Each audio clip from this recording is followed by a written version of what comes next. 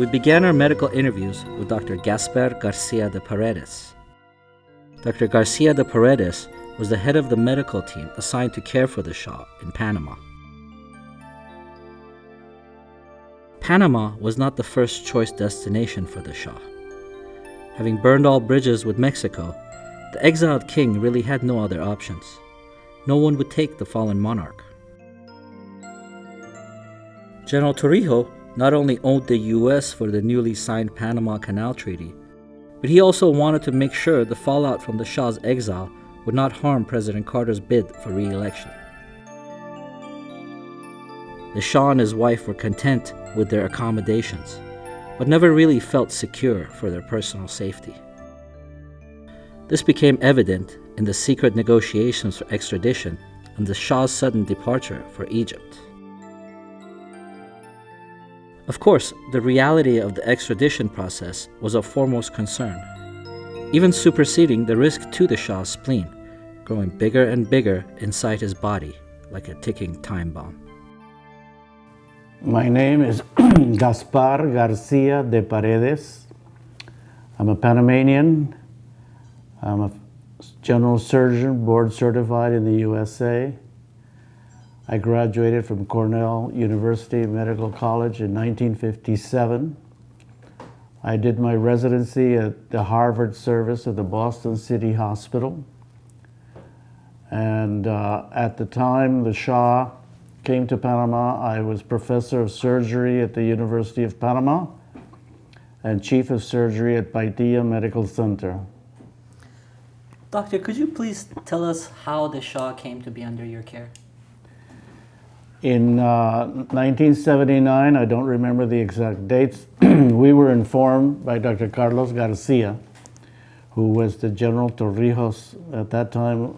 He was the dictator in Panama, that the Shah was going to have an operation because Dr. Garcia and Dr.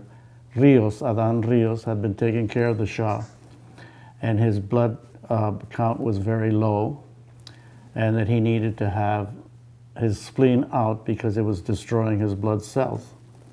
We were informed that the Shah would be coming to our hospital, which was the best hospital, is the best hospital in Panama, and that we should prepare for the event. So it was my job to get a team of surgeons, anesthetists, cardiologists, internists, and everybody else that we could think of together to take care of this gentleman.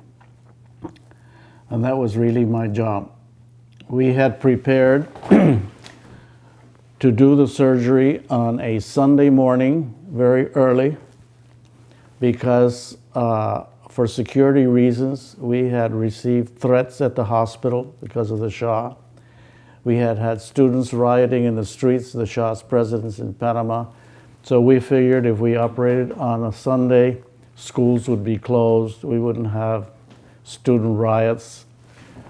And also the fact that we had negotiated through the American Embassy and the US Army to have a blood separator sent to Panama. At that time, that was a very new type of equipment with Dr. Gene Hester, who was a hematologist in Houston at the hospital there. And they set up the equipment at the Gorgas Army Hospital, and it would be like a 5-minute drive with police escort from the Gorgas Hospital to our hospital, and we could get the blood rapidly. And they had about 10 US soldiers of his blood type set up there, just fresh blood as soon as they got it. So we seemed to have everything going very well. And it was a big secret. Nobody, even our team, didn't know yet that we had been planning for that Sunday. When all of a sudden we got an article from New York where Dr. Keene had stated that Shah would be admitted that weekend to a Panamanian hospital for a splenectomy. And then on Wednesday, Dr. DeBakey made a statement to the press that he was coming because nobody in Panama knew how to take care of a spleen. And of course, that got everybody in Panama very angry and very upset. And our security, I remember I had a patient, very rich man who I had done a gastrectomy on. In those days, we did gastrectomies for ulcers. That was before we discovered these wonderful medicines that we have now. And they had to put armed guards, armed soldiers on all the wards in the hospital to protect for somebody trying to bomb the hospital or whatever. He wanted to be let out of the hospital. I had to go to the hospital, calm him down. No, you'll be out of here by the time the Shah comes. And effectively, the Shah was admitted on a Friday. Which hospital, just for the record? Centro Médico Paitilla, okay. Paitilla. Yes. Okay? Okay. It's a hospital where we did open heart surgery, neurosurgery. It's a small hospital, about 150 beds, but we were doing all sorts of sophisticated surgery. And that's how the whole thing started. We heard that Dr. DeBakey and the Americans wanted to admit the Shah into the hospital in the Canal Zone. Well, when they arrived, they went to the hospital, to Paitilla Medical Center. The whole Dr. Keene, Dr. DeBakey, and they wanted to give orders, prepare the operating room, we're going to do the surgery right away. And the nurses said, he's not your patient. Who are you? The patient was admitted by Dr. Carlos Garcia, who was supposed to give the orders. So he was called, and they interpreted this as a rebuff. Because Dr. DeBakey was under the impression that he had been hired by Ben Keene and probably Rockefeller to come to Panama to do this surgery. And he's such a famous man that he thought that, all the doors would be open to him right away, and that wasn't the way the U.S. Embassy and our government had planned it. And so they felt that, and so the next morning they called the Gorgas Army Hospital director and asked for the Shah to be transferred. Of course, it was denied because the American government did not want the Shah anywhere near any American facility or any American doctor or anything that smelled USA to protect the hostages in Tehran. How do these two hospitals compare in their facilities and handling? Our hospital is better. As a matter of fact, our neurosurgeons are their consultants. Sometimes they send their patients to our hospital at that time. It's a very nice hospital, but it's a very small hospital in the Canal Zone. So when did the Shah travel from the island that he was staying to your hospital? I don't remember the date, but it was a Friday afternoon after schools had closed. And we had been planning to operate at 6 o'clock in the morning on that Sunday. What happened? Well, the Americans arrived and they made a mess of everything. They tried to pull him out, and finally they scared the Shah, and they convinced him that it wasn't wise to operate that morning, since we couldn't get together on how this was going to operate, how it's going to work. And the Shah did have a small, little like a sore throat, so we decided to postpone the operation, and I went and talked to Dr. DeBakey. I said, Dr. DeBakey, our government says you're welcome to work as an observer, but you can scrub and help us. We'd be happy to have your help. Because our government, he's not allowed to practice in Panama. He's not a Panamanian. But our government issued a special ruling saying that he could work as an observer and a consultant to our team.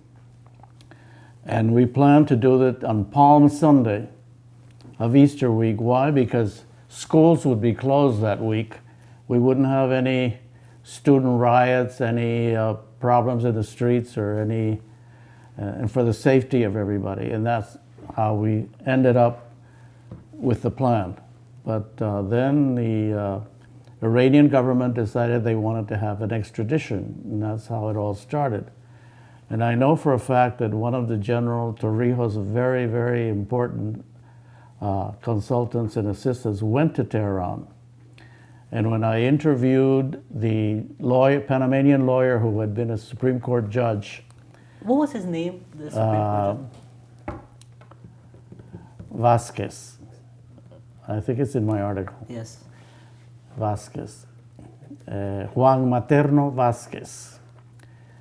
And he told me, we had arranged for to have the Shah placed under house arrest, to have the trial, to have the hostages immediately transferred to the Swiss embassy or something like that. I forget what the details, but they would be not under the care of the Iranian students who had attacked the embassy.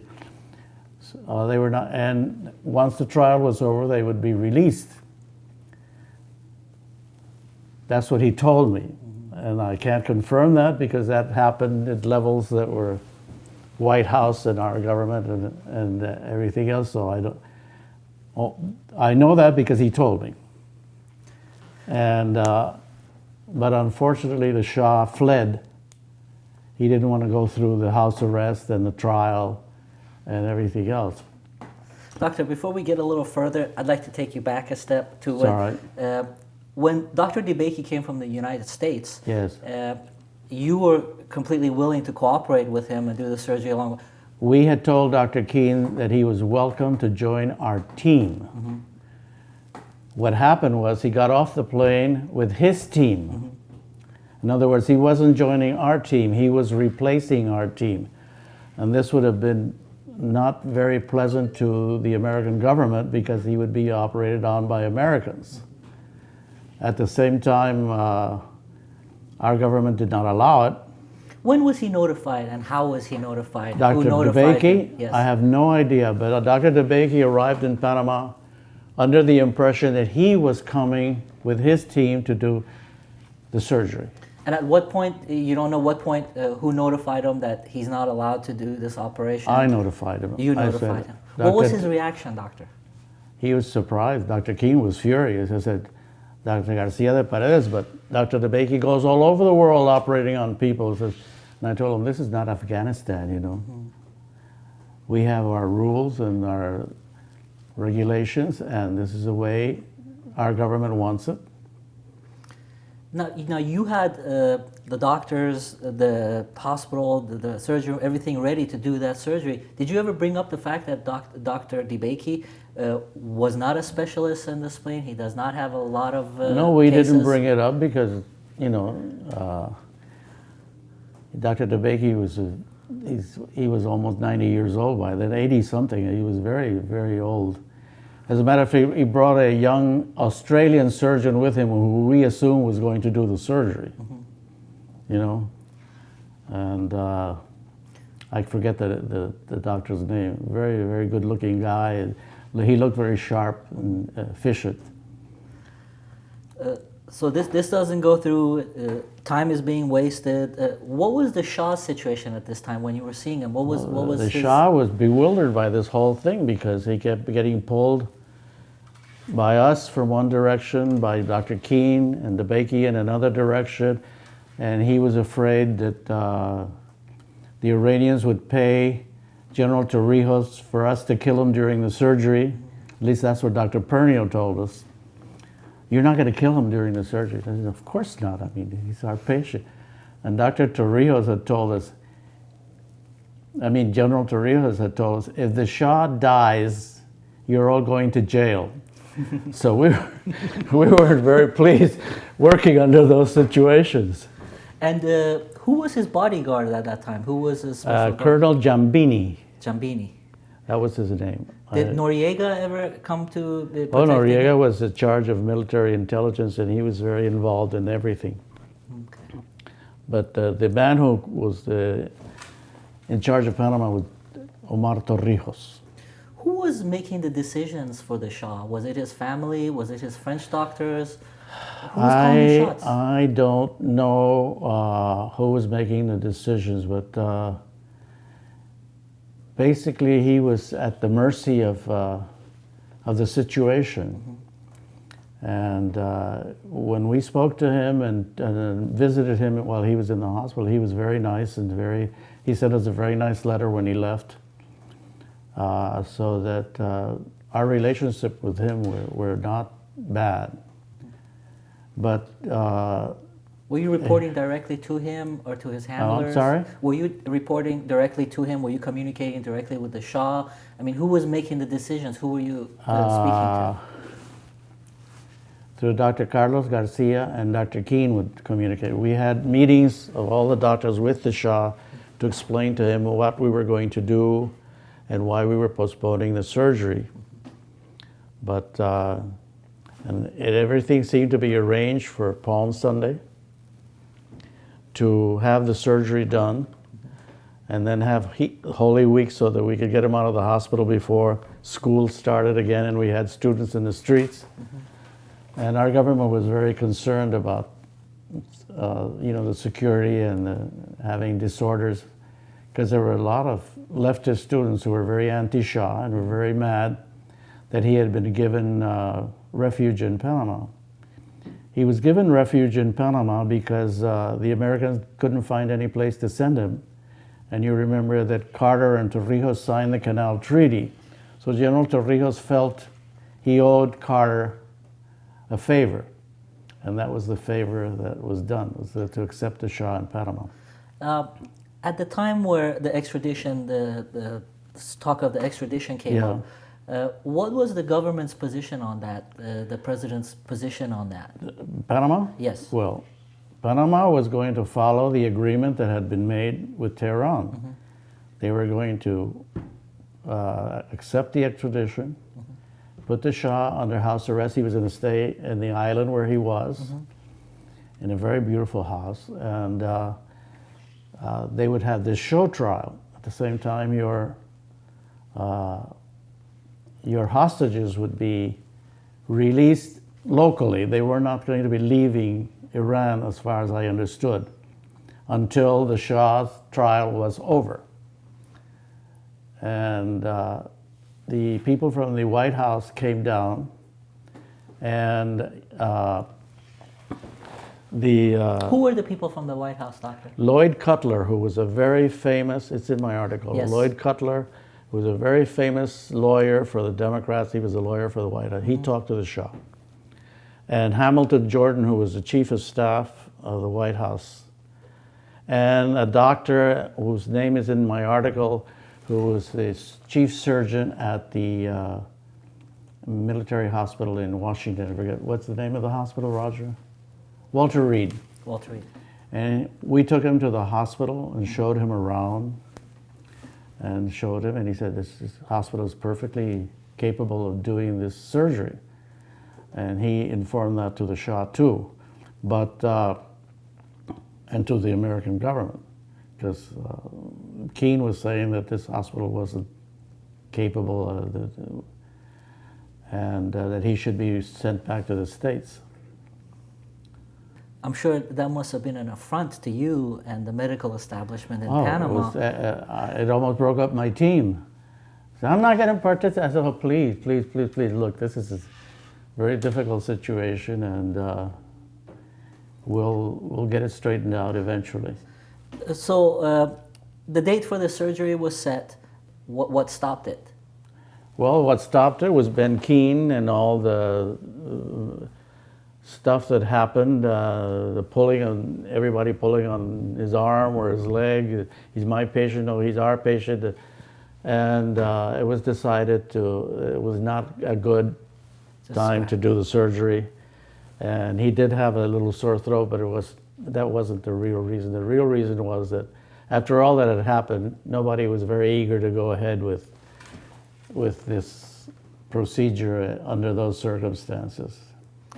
And under fear of threat of extradition, the Shah's wife contacts the wife of Anwar Sadat, Jahan Sadat. That's what we understand.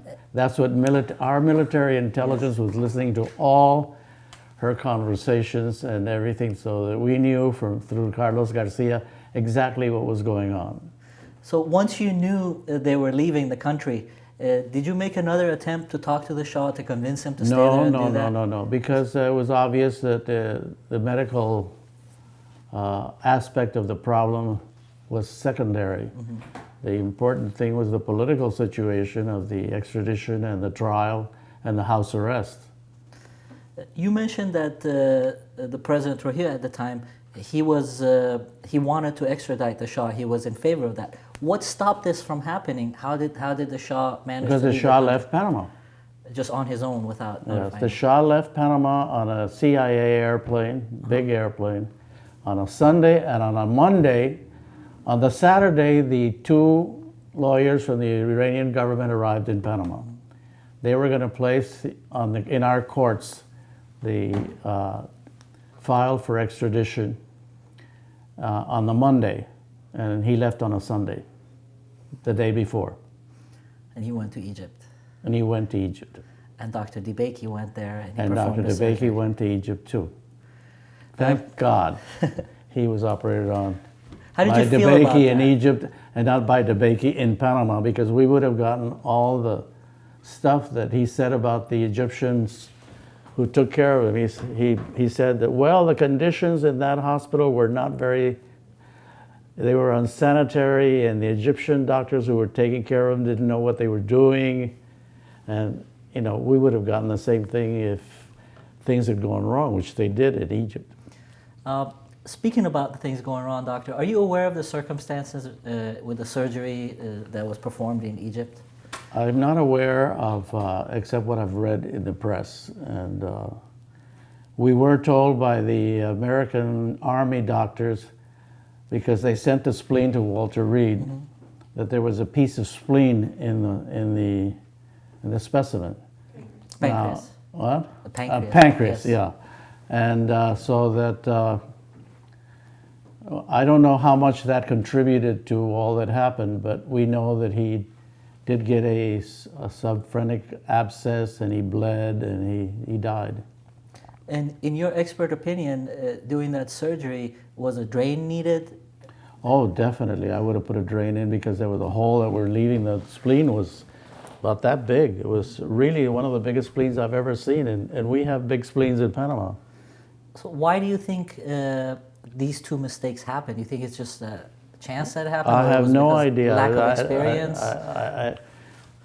I'm not giving you an expert opinion, so it's better not to give an opinion. I don't know what really happened. I wasn't there. I don't know if they cut the spleen or they sewed it up, or they just didn't notice that. I mean, the pancreas, that they had nicked it. But obviously, if they nicked it, it would have leaked pancreatic fluid and caused a lot of problems. Would those complications have happened, in your opinion, if that surgery was performed in Panama under your care? That's a hypothetical question that I can't tell you what would have happened if we had operated on him. Might have been a success. We might have lost the patient too. You know, who knows? But those two complications with the pancreas and the drain, those two particulars. We would have left a drain in. And post-surgery, I guess there were complications that was attributed to his chemotherapy that he was getting. And the Egyptian doctors wanted to go back in, but apparently Dr. DeBakey... I read that. Yeah, what is your take on that? My take is that Dr. DeBakey did not do the appropriate follow-up, because he was in Houston, and I understand he did go to Egypt once and see the Shah. But you can't take care of a patient who you operated on who's very sick from thousands and thousands of miles away. And the Egyptians, at the end, I understand that the Empress fired all the American doctors, and they went back to the French doctors. Yes. But by then, the situation had deteriorated. Doctor, you brought up the French doctors. When the Shah was in Panama and you were working on his case, what was the opinion of the French doctors? My opinion was that Dr. Flandrin was a gentleman and a very competent physician. And the Shah had a lot of trust in him. And Ben Keane had tried to get Dr. Flandrin not to come to Panama. He tried to stop him a couple of times. when they, and it was, they seemed to be in competition on who was the Shah's doctor, Flandran or Dr. Keene. Was Dr. Flandran, was he of the opinion that the splenectomy should have been done in Panama? Yes. He seemed to be very happy with all the arrangements we made. Tell us a little about Dr. Keene, your familiarity with him, how you know Dr. him. Keene was my professor of parasitology. He was one of the best professors I ever had. I had the highest opinion of him until all this happened. I couldn't believe what happened to us. And the first time he came to Panama, I explained to him that we had a team of surgeons, myself who had been trained at Boston City Hospital, the Harvard service, the guy who was going to really be the chief cutter, Dr. Fabrega, who had been trained under Frank Glenn at New York Hospital and at Memorial Hospital. And we had another surgeon who was a cardiovascular surgeon who had been trained at George Washington Medical Center in Washington. All of us board certified, all of us well-known surgeons in Panama. And he said, oh, that's very nice, but can I have an American surgeon come to help you? And we said, of course, with all the help we can get, we'd love to have. Because we were doing, operating on a very important person. And if he wanted to say, but he didn't tell us who it was. When Dr. DeBakey showed up with his whole team, did you talk to Dr. Keene about that? And what was you never got back with him on that? He was at the meeting where we all were, and we expressed our dismay and our disgust with the way they had arrived at the hospital and tried to take over. And he was there, and he kept saying, but Dr. Garcia Paredes, Dr. DeBakey's I know who Dr. DeBakey is, and we welcome him to our team. But that wasn't their intention. Their intention was to replace us, which would have not been very pleasant for the American Embassy or to our government. So the American Embassy didn't want him doing the surgery over there either. They might have accepted Dr. DeBakey, but then Dr. DeBakey would have taken over at a press conference, says, I came here. And he said that operating there would have been like operating on a destroyer in a rough seas. And he also said that Gorgas Hospital was 30 or 40 miles away. It's only 3 miles away, and on Sunday morning at 6 o'clock, with a police escort, you drive there in 5 minutes. They made statements that were incredible. Let's go back a little. And Dr. DeBakey never even went to see our operating rooms or any installation in the hospital. You never saw it? He just came, and we met in the library, and that's where we had our meeting. That's the only time he was in our hospital.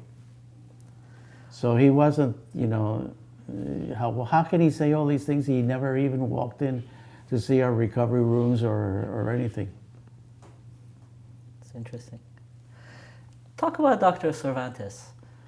Well, I had the highest opinion of Dr. Cervantes, whom I met mostly at the American College of Surgeons meetings, because when he saw my name tag, he knew, and I knew that he had been involved, and we talked a long time. I'm very impressed with his training. He's American trained, and he works in one of the finest private hospitals in Mexico. And we became very good friends discussing all this. He was furious with Dr. Keene, because he also had everything arranged to take care of the Shah's biliary surgery when it became obvious that that's what he had. And then all of a sudden, same thing. He went to New York Hospital, and the next day the embassy was taken over. Mm-hmm. Doctor, looking at this whole situation, what happened to the Shah, the care that he received, what would you attribute the shortfalls to? I attribute his problems basically to him. He was a very powerful man, very rich man. When he first got the lymphoma, he could have been cured, according to what we heard from Dr. Carlos Garcia, to talk to Dr. Flandran about that.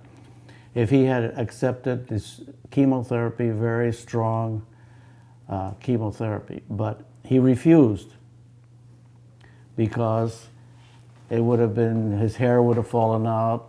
People in Tehran would have known that he had cancer, like you said before, and that would have been terrible for his throne. And his little heir was only about very, very young boy. So he refused to take the medicines he needed. What lessons do you think can be learned from this story for high-profile patients? The major in the lesson is you cannot mix politics with medicine. If you're trying to take care of somebody and politicians are pulling this way and that way, you're not going to be able to give good care. And that's what happened to us. I mean, things were happening over our heads between the American government, the Panamanian government, the Shah, the Keene, the Chase Manhattan Bank that we didn't know about. And we kept getting all these reactions and things, so that it was very frustrating, very frustrating. You mentioned Chase Manhattan Bank, that they were the executive of the trust, the Shah's trust. Were they involved? What was their involvement in this? One time when Dr. Keene made those statements in New York, Dr. Carlos Garcia called him. And when he reached him, he was at a meeting with David Rockefeller and Henry Kissinger at the Chase Manhattan Bank. And Dr. Garcia talked to the three of them. And so we know that, they tried to impress him. And Dr. Garcia took orders only from General Torrijos, so he wasn't going to be impressed by. So the Rockefellers and the Chase Manhattan. And I know because I was a friend of the manager of the Chase Manhattan Bank in Panama. He got a message the day the Shah arrived saying, "The Eagle has landed." And we know the little brown bags with the cash that we got paid in, and the hospital got paid in, came from the Chase Manhattan Bank. We learned that later. Fascinating.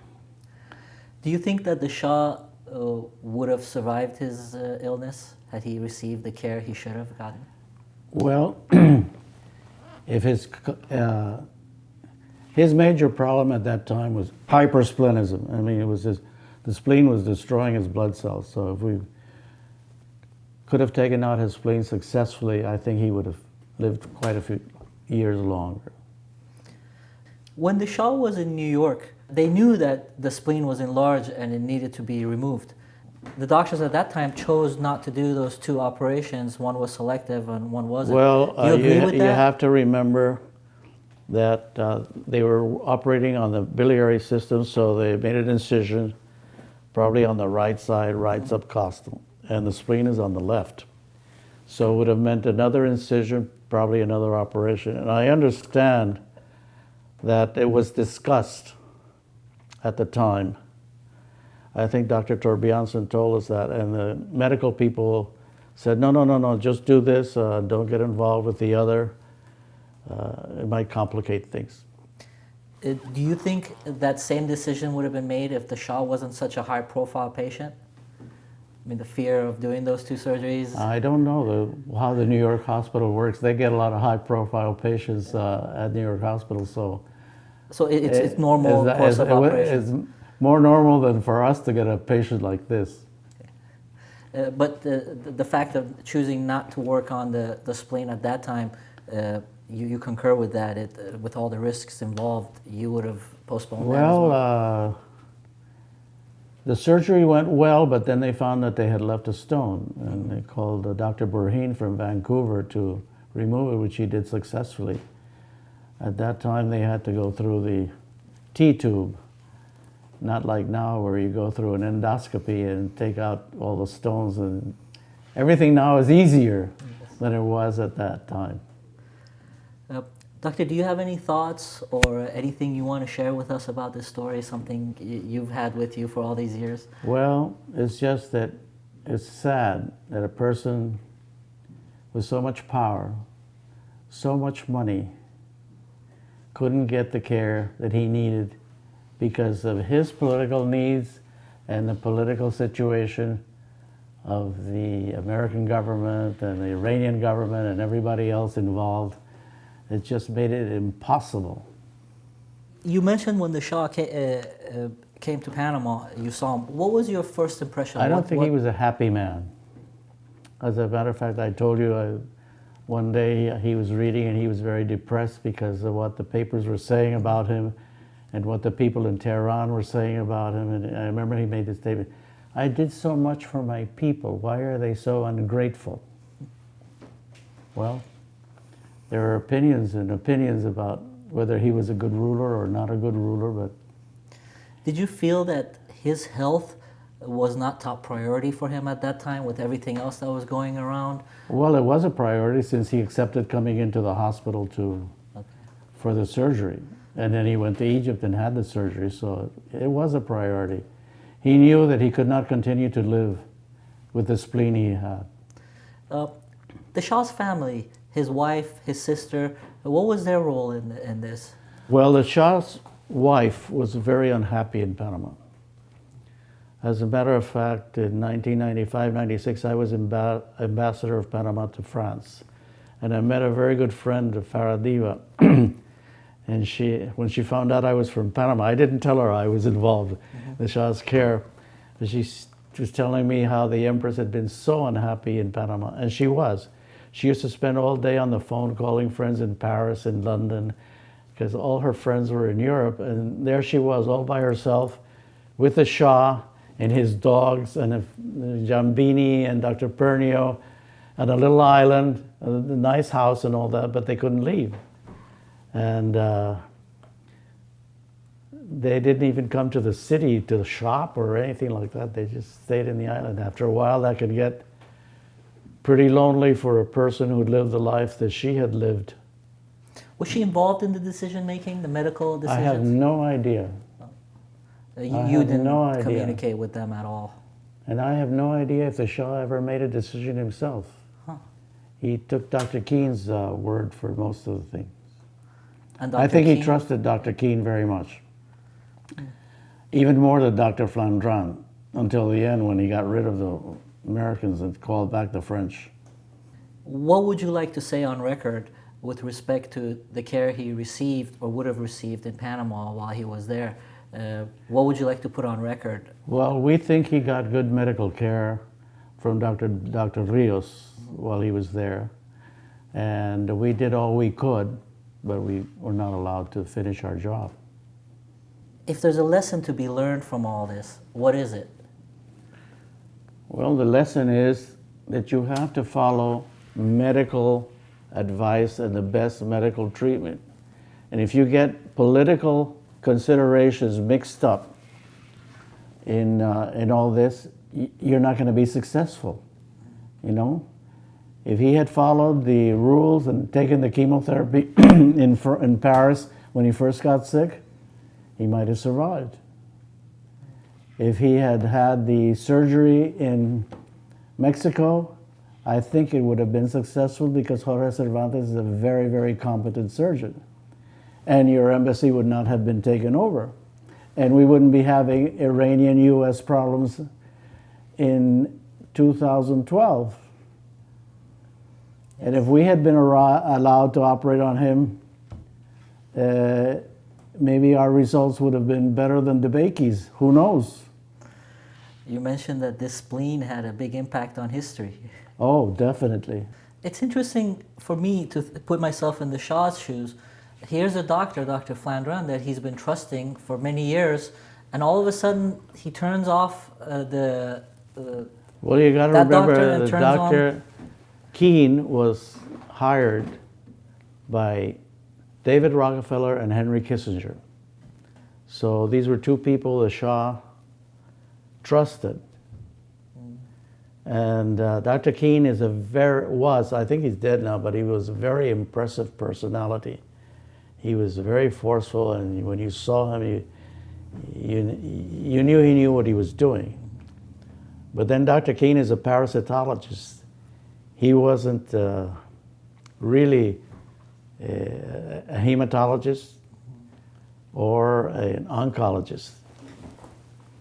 So you think the fact that he was American and the politics of all this with the Kissinger and Rockefellers, that kind of made the Shah Well, he's lean the towards one him? with Rockefeller and Kissinger who got the Shah admitted to the New York hospital. Because Dr. Keynes said that he would die if the operator was operated on in Mexico. You know, and That's the Carter administration did a humanitarian thing and let him in. And then all the trouble started.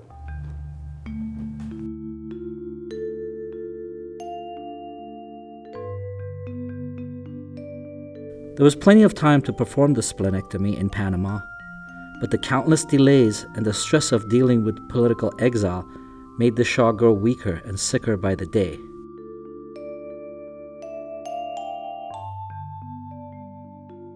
In the end, the extradition meant the Shah was not to have his surgery in Panama. He departed to Egypt at the invitation of Anwar Sadat. The decision to hire Evergreen Airlines, a CIA operative carrier, as opposed to accepting Sadat's invitation of a jet, was one more error in decision detrimental to the Shah's safety. Many believe the Shah would have fared much better had the surgery been performed in Panama.